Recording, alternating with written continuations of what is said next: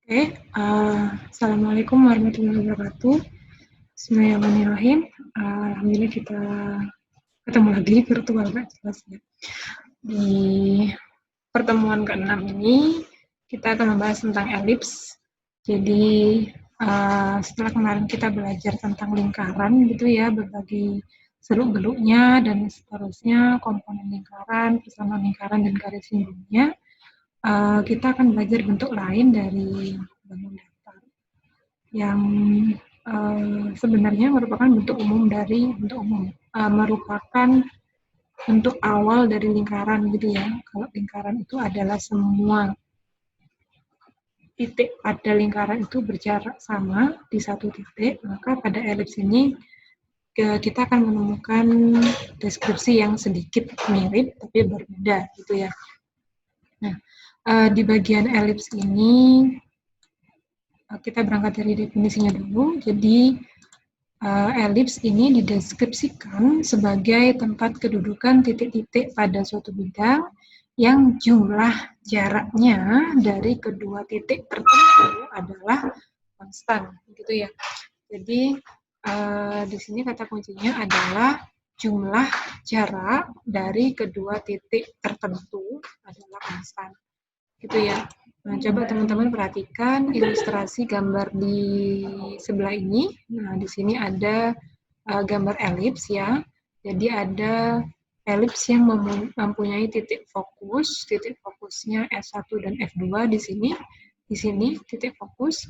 Kemudian ada pusat elipsnya. Pusat elipsnya ada di 0,0 yang di sini. Kemudian ada P1 dan P2 yang merupakan titik puncak elips. Titik puncaknya di P1 dan P2.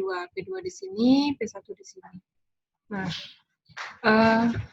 seperti yang didefinisikan tadi bahwa elips adalah kumpulan titik-titik yang jumlah jaraknya dari kedua fokus itu sama. Jadi di sini ada dari F1 ke C, ini ada A2, dan dari F2 ke C ini ada A. Di sini berarti jumlah A2 ditambah A itu sama dengan konstan. Jadi C ini, C-nya meskipun kita putar ke segala titik yang ada pada elips, maka jumlah jarak dari kedua titik fokusnya adalah sama, gitu ya, atau tetap. Nah, bisa kita tuliskan bahwa jarak dari titik C ke fokus 1 ditambah dengan jarak dari titik C ke fokus 2 itu adalah konstan. Nah, sekarang pertanyaannya berapa nilai konstannya gitu ya. Konstan iya, tapi berapa? Nah, di sini yang perlu teman-teman perhatikan adalah jarak dari P pusat ini ke fokus kedua itu adalah C, ya kan? Karena koordinat fokus keduanya adalah C,0, maka jaraknya adalah C. Nah, jarak dari pusat ke fokus pertama ini juga C. Kita bicara jarak ya, kalau di sini min C, jaraknya tetap C karena jarak tidak ada yang negatif, begitu ya.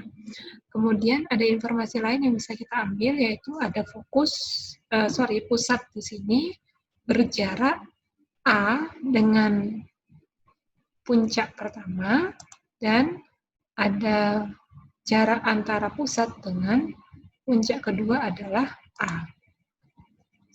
A yang sebelah sini A, gitu ya. Jadi dari sini ke sini A, kemudian dari pusat ke fokus dia C. Nah, sekarang teman-teman perlu mencatat bahwa P1 F1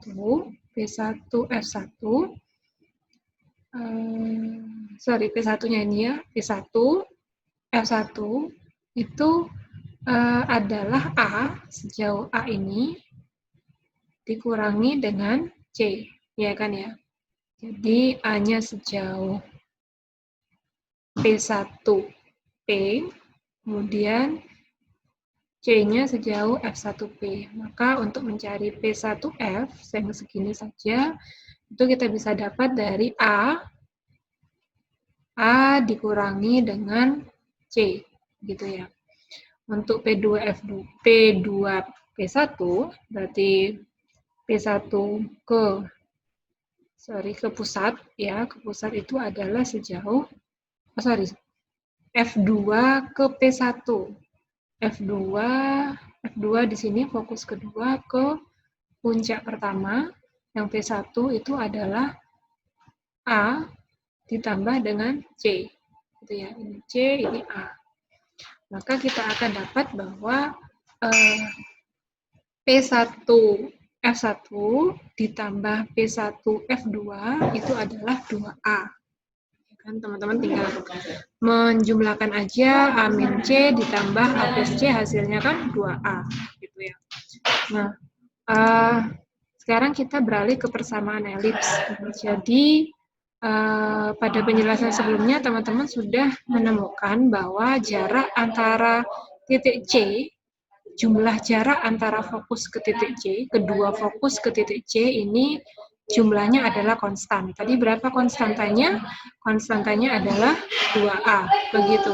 Nah, di penjelasan sebelumnya teman-teman sudah dapat bahwa untuk sembarang titik C, jadi C-nya ini adalah titik-titik pada elips ya. Jadi untuk sembarang titik C ini jarak antara jumlah jarak antara F1 ke C dan F2 ke C ini adalah konstanta, di mana konstantanya adalah 2A, gitu ya. Nah,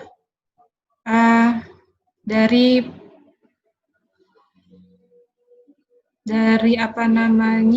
definisi ini, dari penjelasannya ini, persamaan CF1 dan CF2 sama dengan 2A, teman-teman bisa menemukan bahwa jarak F ke C, jarak F ke C ini adalah X min C, gitu ya. Kemudian, di sini C-nya adalah X, Y, begitu ya, karena mewakili semua titik-titik sembarang yang terletak pada elips. Kemudian, plus Y kuadrat ditambah dengan X yang ada di sini, min C, jadi plus C, kuadrat ditambah Y kuadrat sama dengan 2A. Nah, dengan teman-teman bisa memanipulasi aljabar di sini ya, memindahkan ruas, kemudian menguadratkan, dan seterusnya.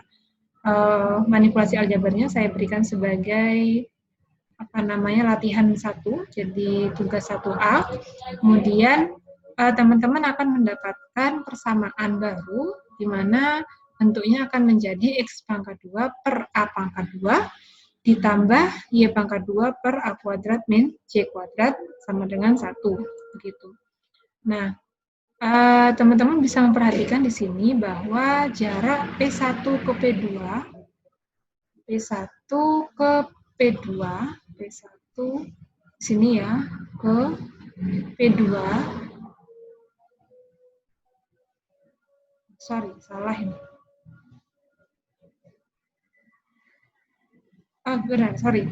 Jadi jarak antara P1,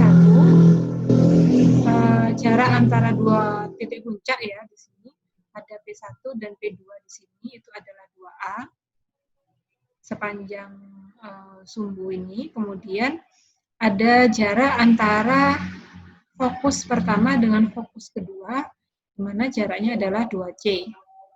Nah, 2A yang sepanjang ini pasti lebih besar dari 2C, gitu ya. Kemudian teman-teman dengan memindahkan titik C ini ke garis ini ya, ke garis tengah Q1 di sini, nanti teman-teman akan mendapatkan bahwa Q1 ke F1 itu adalah A. Dari mana nanti teman-teman bisa coba dipikirkan dulu, kira-kira kenapa dari Q1 ke F ini adalah A, begitu ya. Kemudian dari segitiga yang ini kan segitiga siku-siku, di sini ada segitiga F1, P, dan Q1. Nah, kalau F1, P ini adalah C C kuadrat, kemudian Q1B, jadi di sini Q1 berkoordinat 0,B, dan Q2-nya 0,-B, misalkan ada titik lagi di situ, sehingga panjangnya Q1P ini adalah B, panjangnya P ke Q1 ini adalah B juga, maka C kuadrat di sini ditambah dengan B kuadrat akan jadi A kuadrat yang Q1 F1. Nanti teman-teman di sini sebagai tugas kedua, silakan memberikan argumen kenapa kita bisa mendapatkan bahwa A kuadratnya sama dengan B kuadrat ditambah C kuadrat dari segitiga yang ini. Oke, Pitagoras, iya. Cuman mau saya adalah kenapa ini bisa kita sebut sebagai A kuadratnya. Nah, sehingga dari persamaan yang ini kita bisa dapat persamaan umum elips, yaitu persamaan bentuk baku elips, yaitu X kuadrat per A kuadrat ditambah Y kuadrat per B kuadrat sama dengan 1. Nah, ini persamaan bentuk bakunya ya, mirip dengan lingkaran kemarin, cuman kalau di lingkaran dia tidak ada pembaginya ya. Nah, untuk selanjutnya kita akan membahas sedikit tentang beberapa bentuk dari jenis berapa bentuk baku dari persamaan elips dan ilustrasinya ya, atau gambarnya seperti apa. Nah, di sini teman-teman sudah dapat bentuk baku dari persamaan elips sebelumnya, yaitu X kuadrat per A kuadrat ditambah Y kuadrat per B kuadrat sama dengan 1. Dimana teman-teman bisa melihat bahwa di sini A-nya itu ada pada sumbu X ini ya, kemudian B-nya ada pada sumbu Y. Nah, kalau misalkan di sini nilai yang kita tukar gitu ya, jadi persamaannya berbentuk X kuadrat per B kuadrat ditambah Y kuadrat per A kuadrat sama dengan 1, maka bentuk elipsnya akan seperti ini, vertikal ya, vertikal bentuknya, di mana A-nya tetap di sumbu X, B-nya tetap di sumbu B, tapi ada yang berbeda di sini ya tentunya ya. Nah, di tugas ketiga ini 1C, teman-teman saya minta tolong untuk menyampaikan informasi sebanyak mungkin. Perbedaan apa saja yang bisa teman-teman temukan atau mungkin kesamaan apa yang bisa ditemukan dari dua ilustrasi elips ini dan juga kaitannya dengan persamaannya. Nah, jadi itu tadi bentuk elips, ada yang mendatar, ada yang horizontal, ada yang vertikal gitu. Nah, kita ke bentuk baku persamaan elips. Nah, bentuk baku persamaan elips ini teman-teman tadi sudah kita bahas ya. Jadi X kuadrat per A kuadrat ditambah Y kuadrat per B kuadrat sama dengan 1, ini adalah elips yang berpusat di 0,0. Gambar dari tadi kan 0,0 ya pusatnya. Nah, sekarang kita coba amati kalau misalkan persamaan yang X pangkat 2 per 25 ditambah Y pangkat 2 per 9 sama dengan 1, itu pusatnya ada di 0,0. Nah, kalau misalkan saya geser dua satuan ke kanan, maka bentuk persamaan bakunya akan menjadi X min 2 pangkat 2 per 25 ditambah Y pangkat 2 per 9 sama dengan 1. Nah, bentuknya jadi seperti ini. A kuadratnya berarti 25 ya, B kuadratnya 9. Nah, kalau saya geser sejauh 4, maka persamaan bentuk bakunya menjadi X min 4 kuadrat dibagi 25 per Y kuadrat per 9 sama dengan 1. Gitu ya. Jadi ketika saya menggeser dua satuan ke kanan pada sumbu X, dua satuan lagi ke kanan pada sumbu X, maka koordinat pusatnya adalah 4,0, sehingga persamaan lingkarannya menjadi X min 4 pangkat 2 per 25 ditambah Y pangkat 2 per 9 sama dengan 1. Nah, kalau saya tuliskan di bentuk persamaan umum, mungkin bentuk perperan seperti ini ya. Jadi ketika teman-teman bisa melihat ilustrasi di sini tadi, maka elips dengan pusat H,0, jadi hanya ini tadi geserannya gitu ya, geser 2 atau geser 4. Nah, maka bentuk persamaan umum, bentuk persamaan bakunya akan menjadi X min H, hanya ini terserah dia sejauh mana, kemudian X min H kuadrat per A kuadrat ditambah Y pangkat 2 per B kuadrat sama dengan 1. Gitu. Nah, di slide ini teman-teman pasti sudah bisa mengira-ngira kalau misalkan titiknya tidak di sumbu X atau di sumbu Y gitu ya, atau bahkan titiknya di H, K, jadi hanya tidak 0 dan K-nya tidak 0, maka bagaimana bentuk persamaannya? Nah, teman-teman akan dapat bahwa bentuk persamaan elips dengan pusat H, K adalah X min H pangkat 2 per A pangkat 2 ditambah Y min K pangkat 2 per Y pangkat 2 sama dengan 1. Nah, di sini teman-teman saya berikan tugas untuk mengilustrasikan bagaimana kira-kira untuk apa namanya ya, menunjukkan secara geometris bahwa simpulan ini bisa kita dapat ketika pusatnya H, K, gitu ya. Insya Allah tugasnya jelas dan mudah ya, teman-teman bisa menggunakan bantuan aplikasi apapun yang bisa membantu teman-teman menganalisis dan menunjukkan bahwa persamaan umum, persamaan baku, persamaan bentuk baku dari pusat H, K adalah seperti ini. Nah, sekarang kita ke persamaan umumnya. Nah, seperti kemarin lingkaran gitu ya, dari persamaan baku kita bisa ubah ke bentuk persamaan umum. Bagaimana kemarin kita juga sempat memanipulasi bentuk persamaan bakunya sehingga kita menemukan persamaan umum. Tidak jauh berbeda dengan itu. Di sini saya jadikan tugas ya. Jadi teman-teman silakan mengolah bentuk baku persamaan elips sehingga berbentuk AX pangkat 2 plus BY pangkat 2 plus CX plus DY plus F sama dengan 0, di mana A tidak sama dengan B. Begitu ya. Kemudian di sini saya menyajikan contoh, jadi sekiranya ada bentuk baku 3X pangkat 2 plus 5Y pangkat 2 sama dikurangi 6X plus 20Y ditambah 8 sama dengan 0. Nah, ini kita bisa ubah ke bentuk baku persamaan elips ya. Gitu. Jadi langkah pertama yang perlu kita lakukan adalah mengelompokkan variabel X dengan variabel Y di sini. Nah, di sini variabel X-nya ada 3X pangkat 2, ada 6X, min 6X. Nah, di sini 3-nya saya faktorkan, sehingga di dalam kurung ada X pangkat 2 min 2X.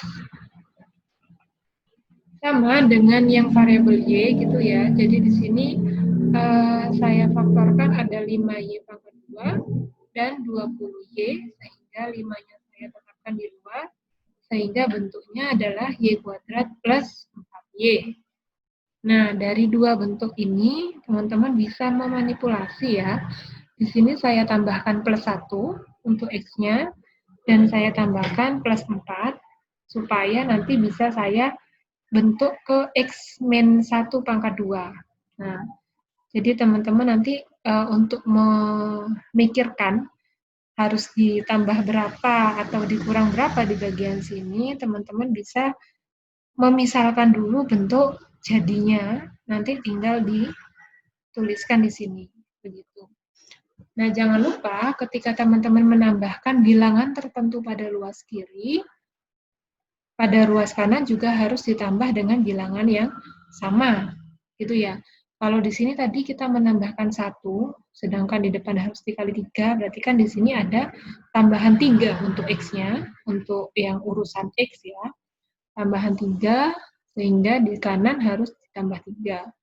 pada urusan yang Y kita ada plus 4, sehingga 4 kali 5 adalah 20.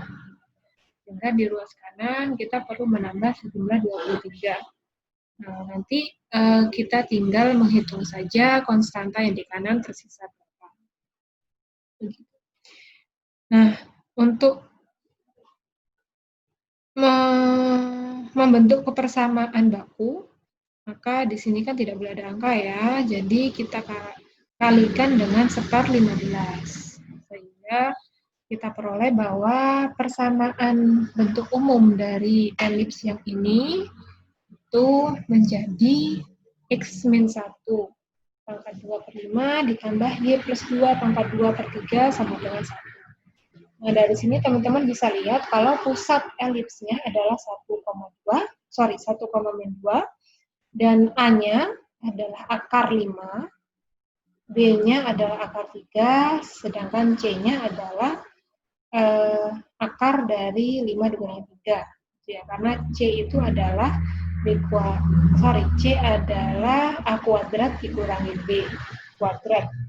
C kuadrat adalah A kuadrat dikurangi B kuadrat, sehingga C-nya adalah akar dari A kuadrat dikurangi B kuadrat. Nah, selanjutnya kita ke komponen elips gitu ya. Tadi sudah ke persamaan elips, bentuk umum dan bentuk bakunya. Sekarang kita ke persamaan elips. Nah, ke komponen elips. Komponen elips ini lumayan banyak ya, karena tidak seperti lingkaran, dia berjarak sama ke satu titik, jadi hanya ada pusat dan jari-jari saja. Kalau ini dia ada dua fokusnya, pusatnya tetap satu, fokus elipsnya ada dua, sehingga ada banyak informasi yang bisa kita berikan terkait dengan elips. Yang pertama adalah tentang garis direktris. Garis direktris ini adalah garis yang berada di luar elips dan tegak lurus dengan sumbu utama. Sumbu utamanya yang mana? Yang memuat dua fokus elips, gitu ya. Jadi ini adalah sumbu utama elips dan garis di luar elips yang tegak lurus dengan sumbu utama adalah garis direktris. Cirinya garis direktris apa? Dia berjarak sama dari pusat elips ke fokus, itu jaraknya sama dengan pusat elips ke direktris. Gitu ya. Karena di sini fokusnya ada dua, ya berarti garis direktrisnya ada dua, di sebelah kanan elips dan juga di sebelah kiri elips, gitu ya. Kemudian ada yang kita sebut titik puncak tadi. Titik puncak itu adalah titik ujung dari garis yang melalui dua fokus elips, gitu ya. Jadi di sini titik puncaknya ada A, di sini namanya titik A, dan juga ada B2, begitu. Nah, ada lagi yang disebut kita titik pusat. Titik pusat sama definisinya adalah titik yang berada di tengah-tengah antara dua fokus, gitu ya. Kemudian di sini ada sumbu mayor, yaitu sumbu yang dimulai dari puncak pertama ke puncak kedua, yang melewati dua fokus elips. Dan ada sumbu minor itu sumbu yang lebih pendek ya, lebih pendek daripada mayor, karena mayor itu adalah sumbu utama, sumbu mayor ya, sumbu mayor adalah sumbu yang melewati dua fokus elips, sehingga dia paling panjang dibandingkan dengan sumbu satunya, yaitu sumbu minor. Sumbu minor itu adalah sumbu yang tegak lurus dengan pusat. Ya. Di sini ada dua titik ujung sumbu minor. Ada titik B1 dan juga B. Nah, kemudian ada komponen fokus yang tadi kita sebut itu ya. Fokus ini seperti namanya, dia adalah fokus elips yang ada dua di sini, fokus pertama dan fokus kedua. Fokus pertama ke pusat itu jaraknya sama dengan pusat ke fokus kedua, gitu. Ada yang kita sebut juga sebagai latus rectum tadi, yang merupakan sumbu dari garis yang memuat sumbu minor, gitu ya. Jadi kalau B1 ke B ini adalah sumbu minor, maka latus rectum itu adalah garis yang memuat sumbu minornya, garisnya ya. Oh, sorry. Oke, latus rectum itu adalah garis yang melalui salah satu fokus pada elips. Jadi di sini ada dua latus rectum. Jadi ada latus rectum pertama yang melalui fokus pertama dan juga ada latus rectum kedua yang melalui fokus kedua, gitu ya. Ada lagi yang kita sebut sebagai titik latera recta, di mana titik-titik ini adalah titik-titik yang berada di ujung atau yang memotong latus rectum dengan elipsnya. Jadi di sebelah sini dan yang ini titiknya, titik koordinatnya ya. Ada 4 di sini latus rectum, titik latera rektanya. Jadi ada yang karena latus rectumnya ada 2, maka latera rektanya ada 4 ya. Jadi titik yang di sini dengan titik yang ini. Itu tadi komponen dari elips ya, lumayan. Nanti teman-teman bisa putar-putar, memutar ulang gitu ya. Sorry, ini tidak ada tugas 1D di sini. Jadi tidak ada tugas di situ ya. Kemudian untuk persamaan garis singgung pada elips, seperti pada lingkaran kemarin, ada garis singgung yang melalui lingkaran, maka ada juga garis singgung yang melalui elips di titik pada elips gitu ya. Nah, jadi kita langsung ke formulanya di sini. Ketika ada titik P, X1, Y1 yang terletak pada elips, maka garis singgungnya dapat kita cari dengan mensubstitusi nilai X1 di persamaan ini dan juga nilai pusatnya bersama pusat dari elips di persamaan. Jika yang diketahui adalah bentuk umumnya, maka kita bisa mensubstitusi nilai X1, Y1 ke persamaan yang ada di sini. Begitu. Nah, untuk garis singgung tipe kedua, yaitu garis singgung yang memuat kemiringan tertentu, gitu ya. Jadi misalkan ada titik P, di mana koordinatnya adalah X1, Y1, terletak pada elips dengan persamaan bentuk baku seperti ini, maka garis singgungnya dapat kita cari dengan persamaan Y min K sama dengan M gradien X min titik pusatnya plus minus A kuadrat M kuadrat plus B kuadrat. Gitu. Jadi ketika kita tahu gradiennya, maka kita bisa menggunakan formula yang ini. Kalau misalkan diketahui titiknya, maka kita bisa titik pada garis singgung ya, titik yang dilalui garis singgung, titik pada elips yang dilalui garis singgung. Kalau yang diketahui adalah titik pada elips yang dilalui oleh garis singgung, kita bisa menggunakan formula. Tapi kalau yang diketahui adalah kemiringan garis singgung pada elips, maka kita bisa menggunakan formula yang ini. Untuk terakhir, teman-teman bisa silahkan mencoba.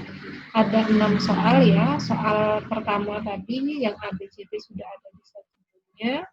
Kemudian untuk yang soal nomor 2 dan 6 saya tuliskan di sini. Seperti biasa nanti mengumpulkannya lewat LMS.